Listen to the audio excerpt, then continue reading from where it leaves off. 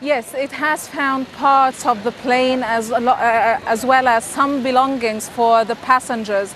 And they pinpointed the area really precisely. It's 290 kilometers away from the coast of Alexandria, northern Egypt.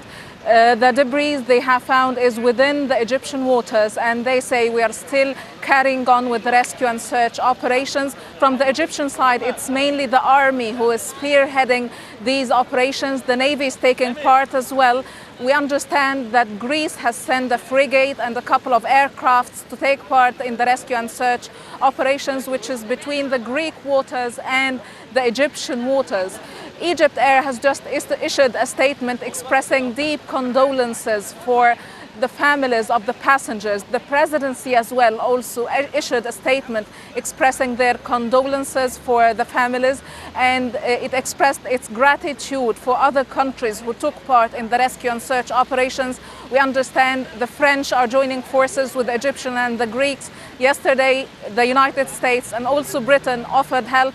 It's a big story here, a lot of efforts from different countries and different parties here in Egypt. The Egyptian president has been speaking to the military units, asking them to accelerate the rescue and search operations as much as they can, because this will give us, of course, better clues to find out what exactly happened. And of course, the biggest achievement of all would be to find the black boxes in which we can know what happened during the last minutes of this flight. We can listen to the recordings from the cockpit to have a better insight into what caused this plane to disappear. Up till now, the Egyptian officials, they are refraining from using the word crash. They only say disappearance. And we understand is that some families here, some Egyptian families in the countryside, will be holding funerals for their relatives who were on this plane.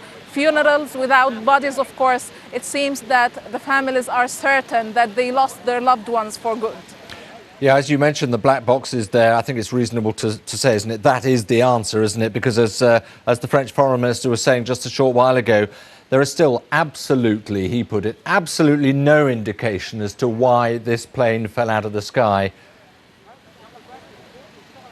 Nobody knows so far. Even the Minister of Civil Aviation, when he talked to journalists yesterday, he said, I don't know. It's very early to jump into conclusions. It's very early to make any assumptions or predictions, or the scenarios are likely to happen. All options are on the table. We are investigating every possible scenario, yet he said that a terrorist attack is more likely than a technical failure. But still, this is very debatable. I've spoken to some aviation experts today and yesterday, and I asked them, if there is a technical failure, does the pilot really have time to give some distress calls, or does he lose control immediately? Some of them told me that you have to have a technical catastrophe, a technical disaster to lose control immediately.